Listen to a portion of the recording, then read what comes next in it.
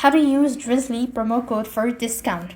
In order to use Drizly promo code for discount, you could follow the steps. As Drizly has shut down officially, so you'll not be able to use it onto Drizly app. So you might have to use the company or the parent company, Uber Eats. If you don't have an Uber Eats account, you could sign in using the same account or the same credential as your Drizly. So all you need is just go to the Uber Eats section, start adding item to your cart, and basically you could use the promo code during a checkout. So go to the cart section once the item has been added, go to view cart once again, and then you could go to checkout section.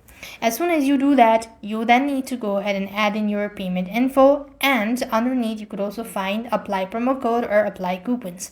Simply select that option, enter the 16-digit code or a clickable link, and that is how you'll be able to use Drizly promo code for discount. So with that, we've completed our steps. Thank you for watching. See you in the next video.